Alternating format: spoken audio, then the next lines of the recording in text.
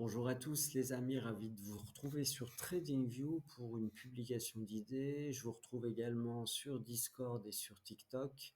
C'est CryptoSwing, j'accompagne les investisseurs, mais surtout les débutants. Je kiffe à partager un peu de mon expérience, un peu de mes réflexions sur le marché, un peu de mes stratégies et voilà, de manière très ouverte et généreuse. Donc vous avez tout ça sur les différents médias. Et en tout cas, ce matin, lundi 20 octobre, je reviens sur Bitcoin. Vous savez tous que c'est le thermomètre du marché crypto avec une dominance à 60%. Et donc, je vous explique dans cette vidéo pourquoi je crois à une poursuite de la respiration technique. Ça n'engage que moi, je précise, disclaimer, que tout cela n'est pas du conseil en investissement, ça n'est que du partage de réflexions, de convictions profondes parfois de prise de position aussi quand ça se présente. Et voilà, vous ne faites de ça que votre source d'inspiration si vous le souhaitez. Après, bien évidemment, faites vos propres recherches. Je ferme la parenthèse. Donc oui, je vous explique dans cette vidéo pourquoi je crois en une respiration technique sur Bitcoin qui va se poursuivre. Malgré tout, Alt R, je recentre, je suis bullish comme tout le monde, enfin comme tout le monde peut-être pas, parce qu'on a quand même des propagandistes sur les médias mainstream qui nous parlent toujours des baisses de 20, 30, 40% qu'on observe ici sur des vagues de manière cyclique. Maintenant, ils ne nous parlent jamais des vagues de hausse très impulsives, très profondes qui s'opèrent depuis maintenant, voilà, février, voire un petit peu plus, puisque voilà, en janvier 2023, début 2023, on a commencé de monter. J'ai tracé mon canal ici. Je peux peut-être l'ajuster. Je vois que ma flèche, elle n'est pas tout à fait au même endroit. On va reprendre ce point. On va le remettre si je peux, à moins qu'il soit bloqué. Oui, il est bloqué. Bon, je reste comme ça pour la pédagogie. Ça ne change pas grand-chose. Donc, je suis bullish. Maintenant, comme on le voit ici sur le graphique, on est plutôt sur la partie haute du canal que j'ai définie. Et donc, je pense qu'on a une probabilité de succès pour une respiration qui est plus importante que le rebond sur une hausse ici pour aller chercher le haut du canal, même si on n'a pas de boule de cristal. Donc ça, c'est une des premières raisons. Ensuite, la deuxième raison que je vous partage, c'est celle-ci. Alors, je vais zoomer un petit peu, on verra mieux ça. Je vais vous zoomer comme ça. Voilà.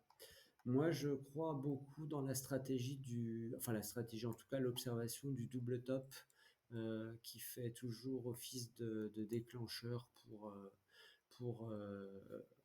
une respiration technique. Vous voyez, on a marqué un plus haut ici, on a marqué un plus haut ici, à très peu d'intervalle. Je suis en weekly, d'accord, c'est l'affaire de quelques mois. On était en décembre 2024, on l'a été en décembre, alors attendez, hop, décembre 2024, janvier 2025. Voilà, on a eu deux tops ici, vous voyez ici, ici et ici. Pof, on a déclenché une baisse pour aller chercher un bas de canal. Je rappelle que ce bas de canal, c'est un rebond sur le canal qui est tracé depuis le bas. Hein, donc, on n'est pas tout à fait. Alors après, je réajuste évidemment. Donc voilà, le bas de canal est ici. Ensuite, si on continue, double top, ici, ici, pof, on a eu une respiration de quelques semaines. Et là, voilà, ça c'est un des éléments qui fait que je crois en une respiration qui va se poursuivre. On a eu un double top ici et un double top ici, à une semaine d'intervalle. On a marqué un ATH ici, et puis on a marqué un ATH ici. Et on a enquillé 2 semaines, pour l'instant en tout cas, de retracement.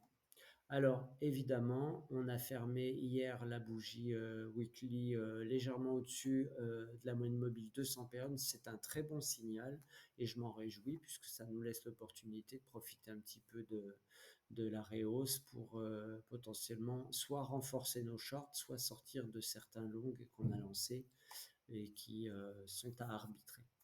Donc je vais passer en daily les amis, ici, voilà, Alt R, voilà, on voit qu'il y a eu quand même beaucoup d'ascenseurs émotionnels ces derniers jours, notamment avec l'ATH qui a été suivi par un flash crash qui est allé chercher les 107 000 dollars, et puis après un rebond psychologique, je pense, le marché avait envie de ça, on est allé chercher ensuite les 103 000 dollars, voilà. Donc on revient de ça, en 4 jours. On a clôturé avec une grande mèche, avec une bougie marteau, là, ou presque. On a quand même une mèche au-dessus, mais voilà. On est allé tester la moyenne mobile en résistance, moyenne mobile 200 périodes, pardon, vraiment quelque chose d'important.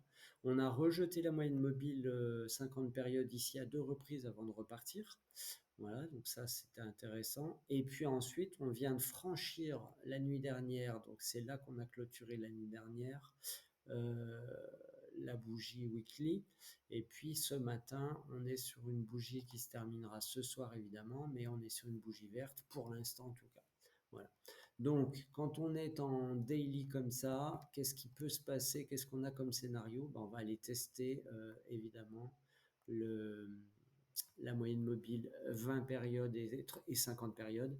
Et ça, ce serait génial parce que, alors voilà, vraiment, si on arrive à franchir ça avec un petit pullback, on pourrait aller chercher la zone de travail, qui est une zone FIBO de 50 à 61% d'extension, avant d'aller chercher le haut de canal potentiellement. Bon, avançons par petits pas. Je pense à cette zone déjà qui est intéressante, hein, qui est autour de 120 à 122 000 dollars.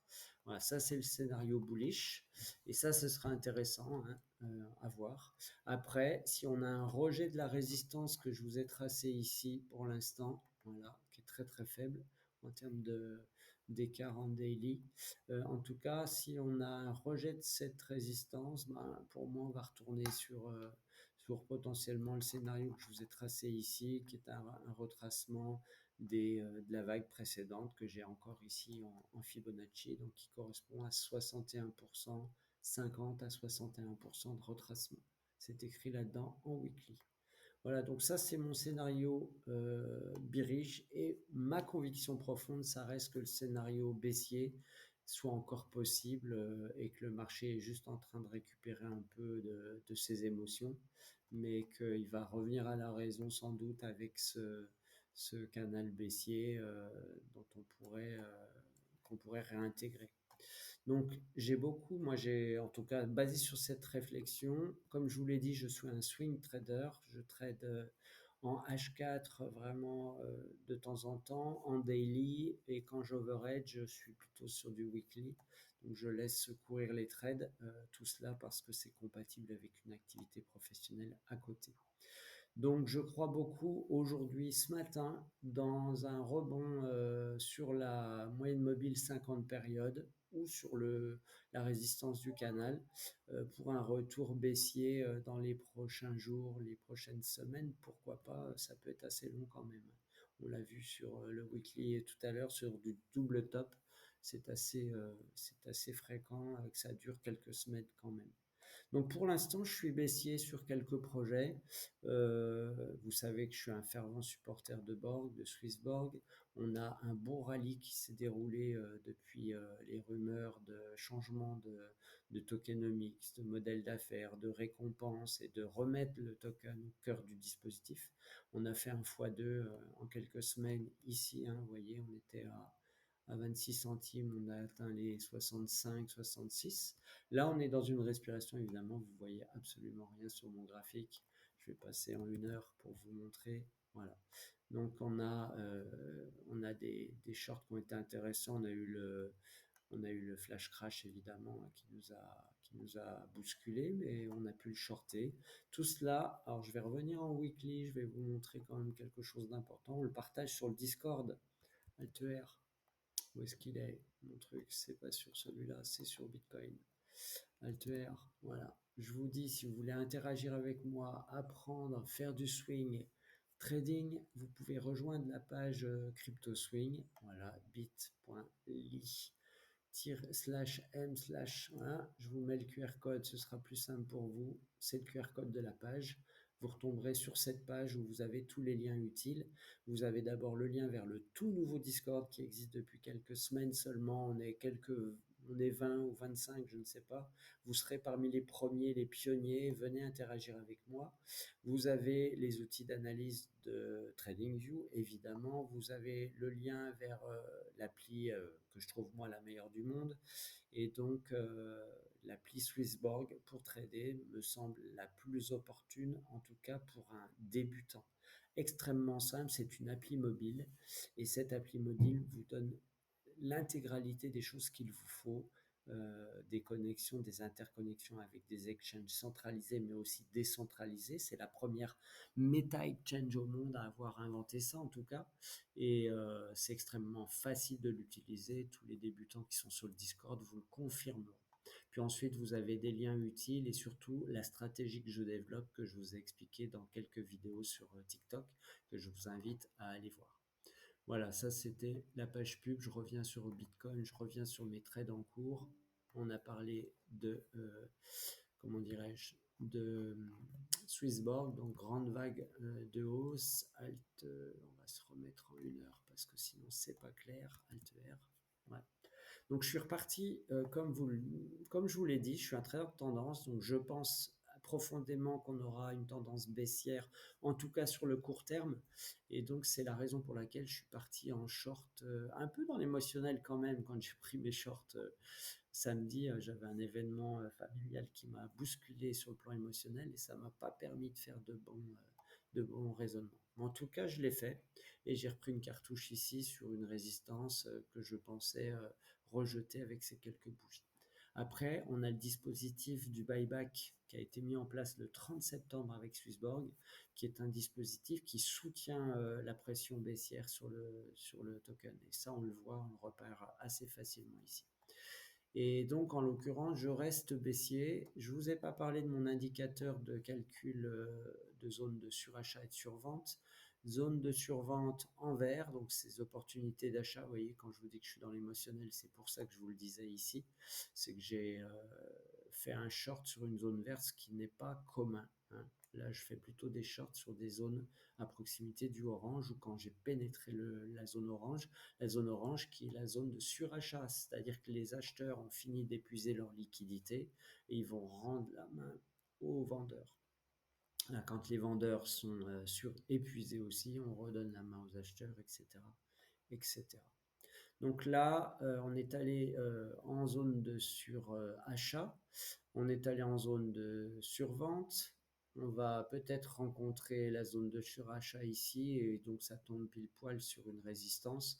Donc je pense à quelque chose qui va ressembler sur Borg en tout cas à un rejet de la résistance puisque Bitcoin sera à mon avis sur une phase baissière. Voilà. Voilà pour l'idée sur Bitcoin que je voulais vous partager. Vous avez tout ici. Je vais vous mettre en daily. Voilà. Vous avez tout ici en daily. Les deux scénarios, haussier et baissier. Je vous souhaite à tous une belle semaine. On verra ce que Bitcoin va nous faire. Si vous voulez avoir les rendez-vous intermédiaires en quotidien, c'est sur le Discord que ça se passe. À bientôt les amis. Ciao, ciao.